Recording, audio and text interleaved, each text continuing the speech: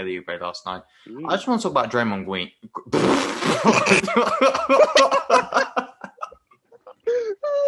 Draymond Green. Guys, welcome back to the Big Three podcast. This is episode 3. Before we start, I just want to say a massive thank you again for all the support and feedback we've received. Massively appreciated.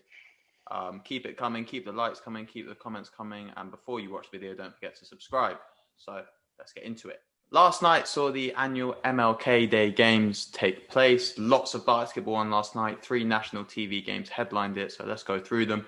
We'll start with the Suns at Grizzlies. Grizzlies came through with a win, 108-104. Some clutch plays from Ja Morant at the end. Brilliant layup. And then a charge on Chris Paul of all people. If we had to build a team right now, who would you pick? Ja Morant or Zion Williamson? I'm going big early. Yeah, I'm gonna say Ja Morant. Okay. Why? I think we've got to go based off how he's played over this year and a bit. And if you're looking at not the hype, because that's what a lot of it is for Zion and his potential. Obviously, the NBA want him to be the face in however many years. I'm going with Ja.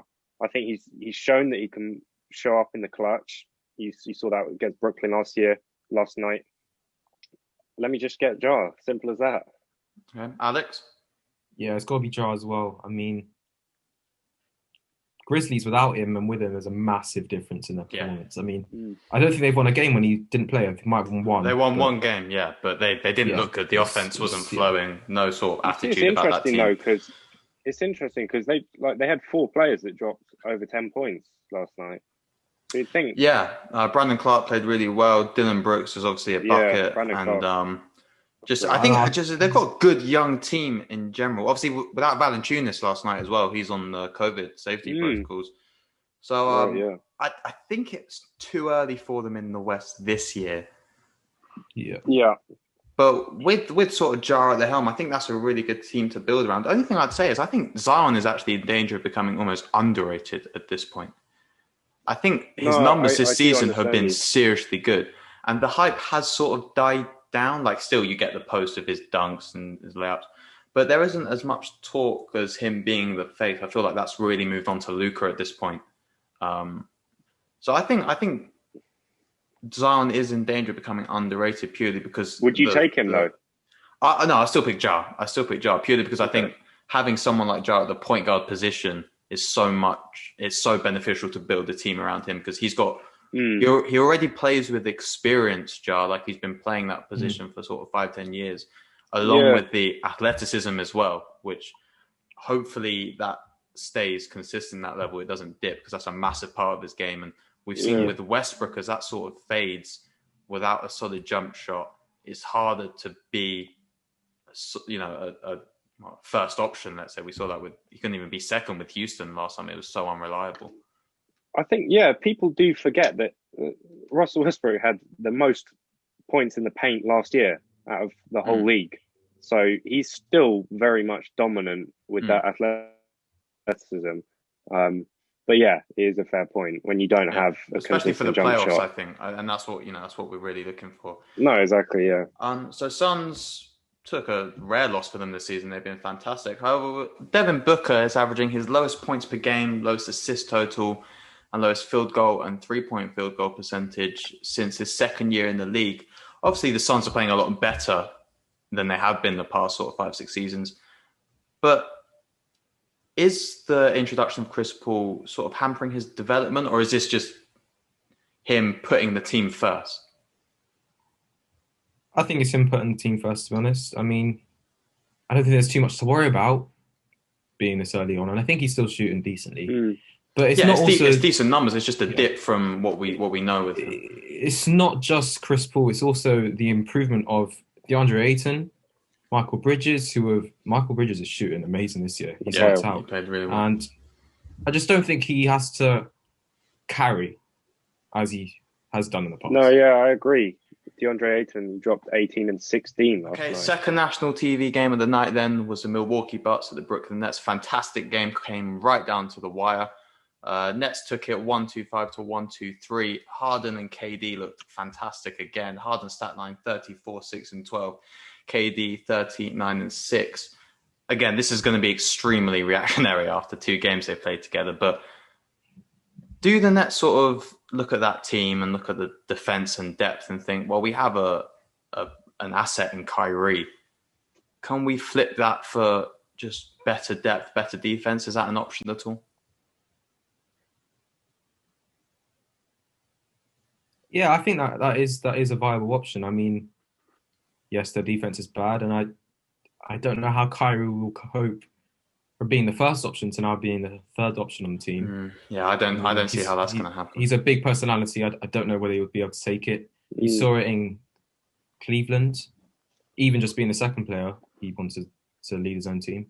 What they need a wing, a 3-and-D wing who can hit buckets efficiently. And I don't think there's many teams that want to give that up. So. Well, you mentioned Chris Middleton the other day off camera. Yeah, I did, but the Bucks won't give that up. I wasn't sure about that because, I mean, even against the Nets, 0-5 from 3, the team shot 29%. They're not looking like a particularly good 3-point team. But if you're coming back to Chris Middleton, I just don't think he would particularly fit. I know he's one of those players that can still play well off ball for 90% of the game and not have to have it in his hands all the time.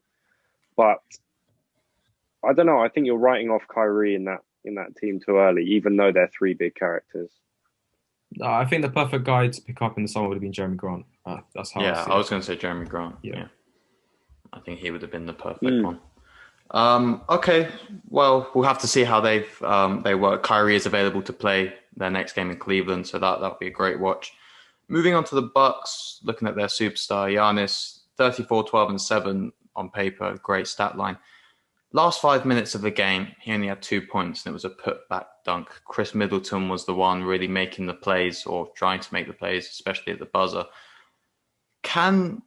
We've seen this before with Giannis in the playoffs. He struggles to get to the rim when you build that wall around him, and he doesn't yet have a consistent jump shot. Can Giannis be the first option that leads Milwaukee to a championship? I mean, I think they have to stick with him. Not only because they've given him the big contract, but I think because of the sort of reputation he now has. If Milwaukee were to sort of blow it all up off what's been 2 fairly unsuccessful years in terms of not making deep playoff runs, I think we've got to give him this year. But from what we've spoken about, we're not too optimistic. Yeah, I mean, obviously they're not gonna deal him in a trade, but just sort of like, how can you build around him? They tried it with the 3-pointers past 2 seasons. Toronto's defense on how to stop Giannis became a staple and was used by Miami last summer. Again, very effective in stopping him. I think Coach Bud is pretty limited in what he does. He's a great regular season coach, never done it in the playoffs. It's just they need to find a way to build around him, and I don't know what that would be unless he, generates a really consistent jump shot. And I'm talking consistent as in like low 40s, Low 40s from mid-range and then 3 anyway. If you're talking. I mean, to be honest, this season he's been shooting better than Luka from 3. So. Yeah, but I mean, if you watched how the Nets played defense on him last night, they just left him open from there, and it worked. Also with Giannis defensively, defensive player of the year, wasn't matched up on KD a lot last night, especially in the clutch. KD drained that 3-pointer pretty much wide open. Of course, it came off an offensive rebound, and throughout the night, KD was very physical with him. It was almost, I perceived it as him almost saying, "Well, come on, then guard me. Let's see what you got." If he's not scoring the clutch buckets or picking up the opponent's best player, he's got. I just don't think that's good enough. Personally, yeah, I think he was stuck at that matchup. I can't lie. I don't know why. Yeah, 100%. He didn't want it. And if he's not going to be completely sort of lights out on offense down the stretch, then you've got to be the number one guy. You've got to pick up their guy every time. I mean, even regardless if you're playing well, you're the number one guy. You're getting paid unbelievable amounts. You've been the regular season MVP the last 2 years. Like, man, you got to be stepping up. He's got to show more confidence than that. I know he's a confident guy, but when KD's giving you little nudges and digs saying, yeah, literally physically telling you, come guard me, let's go 1v1. No, He decided to mark Jeff Green, who sat on yeah, he went and stood by Jeff Green in the corner. It's just, you could argue, yeah, that's Jeff team Green, defense. Shut up. You know, but I just thought it was a strange performance from Giannis last night, despite the fact he put up those. It was a very good performance, but it was a good performance until 2-point game with 5 minutes to go, and you need him to turn up. That's how it's always been with Giannis. So we'll have to see how that one develops. But great game. That's a potential Eastern Conference Finals matchup, I think. And I think I don't know if they'll make it, honestly. Yeah. No. I think I see Boston and Philadelphia looking better at the moment. Way better, in my opinion. Actually, coming on to Philadelphia, you mentioned about Ben Simmons a couple podcasts back. He's been terrible.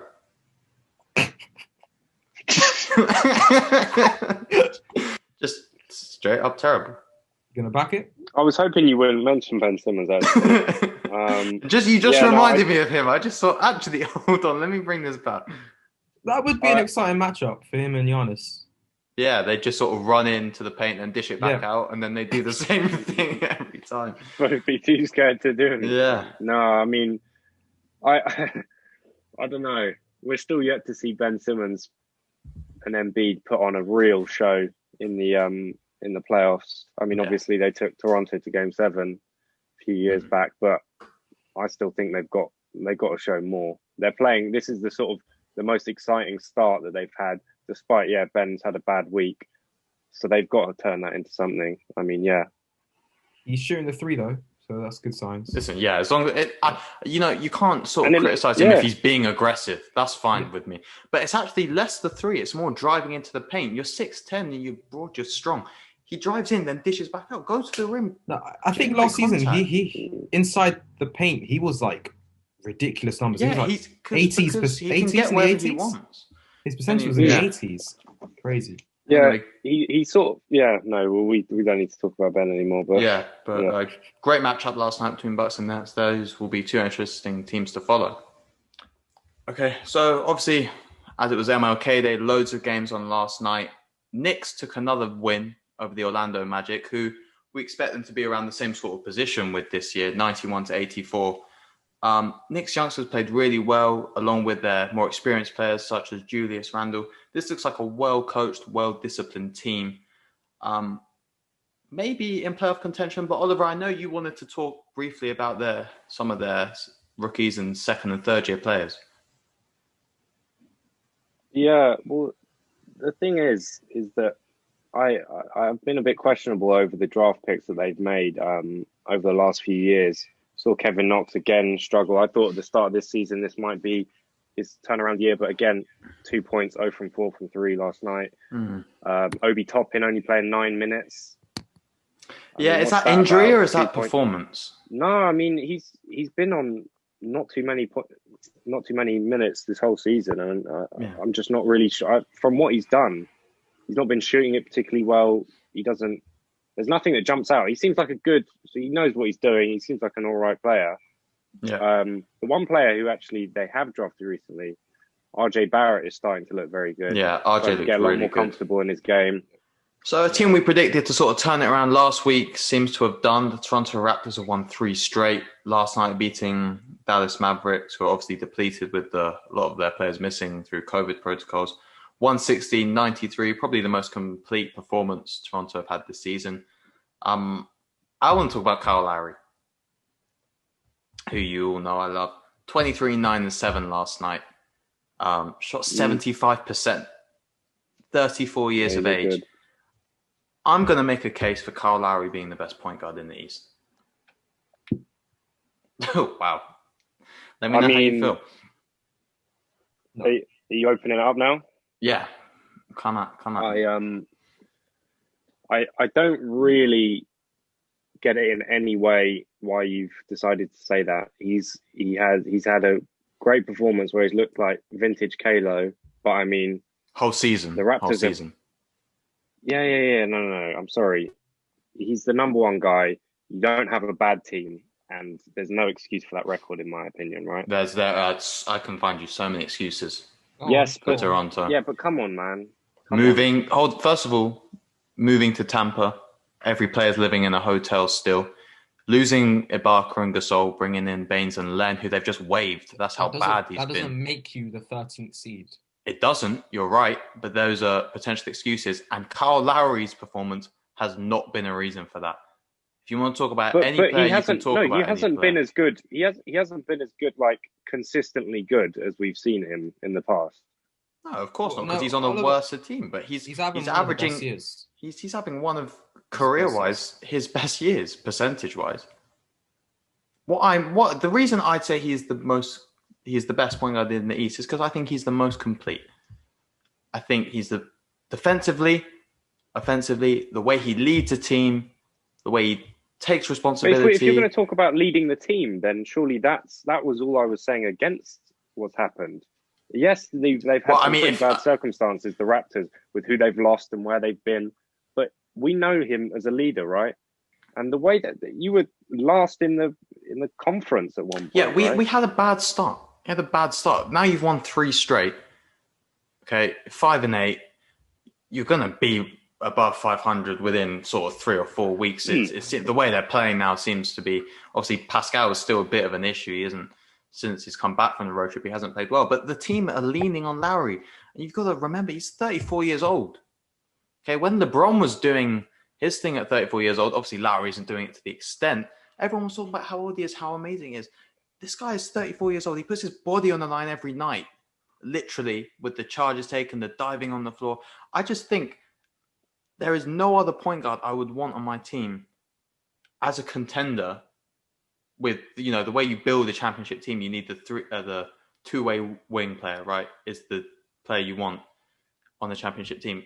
To have that presence of Kyle Lowry, I don't think there's anyone better in the East. He's probably second, but he's definitely not first. Yeah. What you said, Kyrie? Yes. Yeah. Come on, man. But I don't think Kyrie is more complete than Lowry. I don't think he is. I don't think he is. Kyrie's got one of the best offensive games a point guard's had in this whole last 20 years. I think they're equal defensively. Yeah, but probably Lowry's a bit better. And then you've got to look at the intangibles. Lowry is clear. Like what? Well, just like your leadership, being a floor general. The way Lowry raises everyone else's game. Lowry got Bismack Biyombo a $75 million contract just from the way he played, the way he serviced him. This is what Lowry does. Kyrie doesn't make people better. Kyle Lowry does. Yeah, no, you could make a case for that, but there's lots of players that we could argue make other players better, but they're still a lot better individually, right? If you're going to go for Kyrie, honestly, I don't. No, but you would because not every team was as set up as that championship Raptors team a few years ago. You look at the teams that have won championships. I was going to say teams that have won championships, but yeah, you need star power at the end of the day to win a championship. Correct. Kyle Lowry's he had a brilliant role in that championship team, right? But there's no way that you couldn't have done it without lots of other factors, including what's his name, Kawhi, including the injuries with the Warriors. I just think if you had to really go on a championship run and you were thinking, all right, I need all the best players that I can get, you're taking Kyrie every time. Because Kyrie will hit that clutch bucket. I don't know if Kyle Lowry will every game. Right. Okay. I understand what you mean. If you're compiling the best players to build a dream team, right? You're picking Kyrie. If you're being realistic, you're building a championship team. Right. No, if you look at the past sort of 5 finals MVPs, they've all been that two-way wing player. Iguodala, LeBron, Kawhi. Right?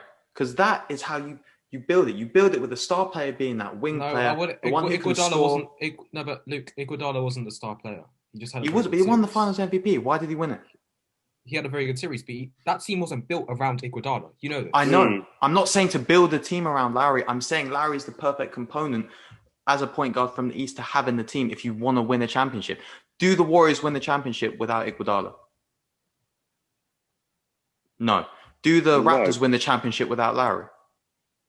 No, they don't. Do the You Cavs win the could make chip a without case for Kevin it. Love? No, you couldn't, because You he could. was the heart and soul of the team.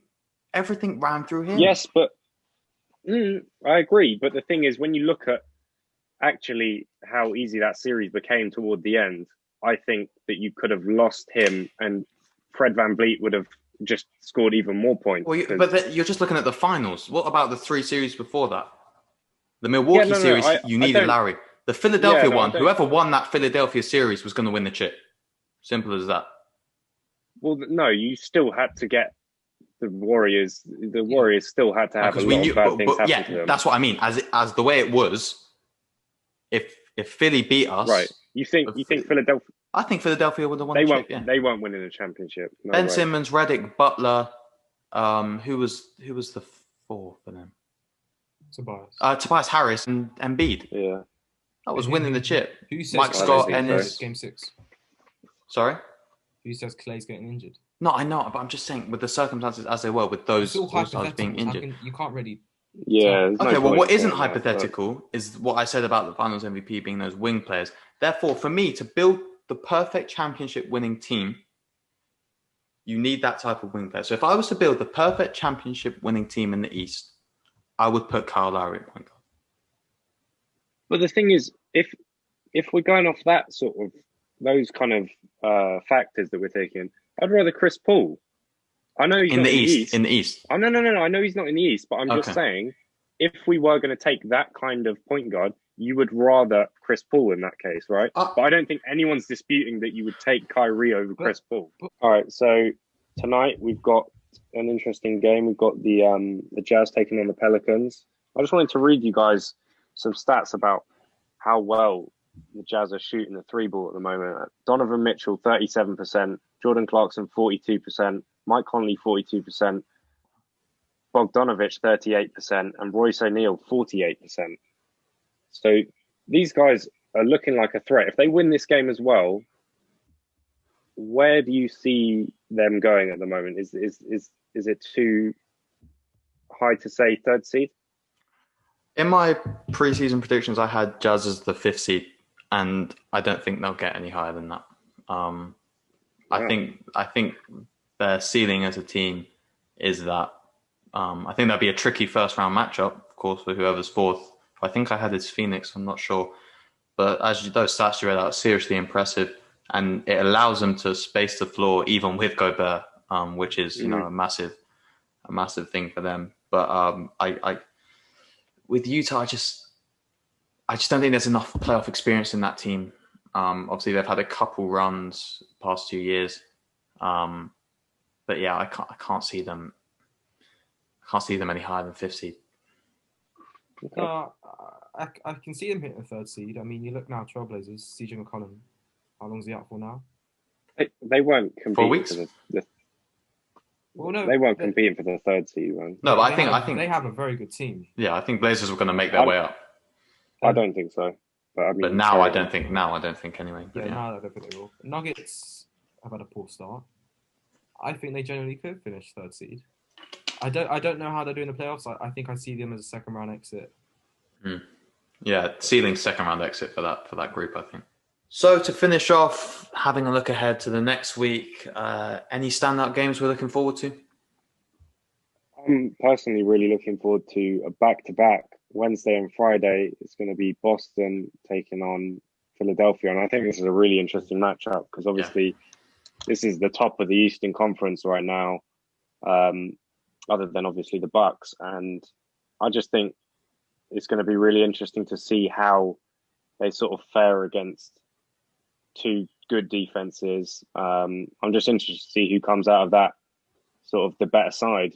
If one team can take both games. Are they still on Is Jason Tatum back? Yeah. Well, how's that looking? I think they said he's going to miss 10 days, so I think he should be available for the Friday one for sure. Hopefully, because that's a great matchup. Alex? I've got Lakers and Bucks on Friday. Last season, they were always close games. Yeah, that was a great game last season. We watched that, yeah. Yeah. They really do hype up the LeBron Giannis matchup. And that was a good matchup last year, so that should be a good game. Good game to watch. Yeah, I mean, I've got Nuggets Suns. Nuggets with a pretty mediocre start. 6 or 7, and Suns, as we talked about earlier, have been pretty good. I think that's a potential sort of second round series, to be honest with you. It'll be good to both healthy. It seems with COVID and just general injuries, so that would be a really good matchup. Suns won the first one at the start of the season, so see if they can repeat it. So that concludes episode 3 of the Big 3 podcast. I want to say a massive thank you for tuning in. Don't forget to like, comment, and subscribe. Let us know if you disagree with any of our takes or if there's anything you want to see. Until then, see you next time. Peace. Peace.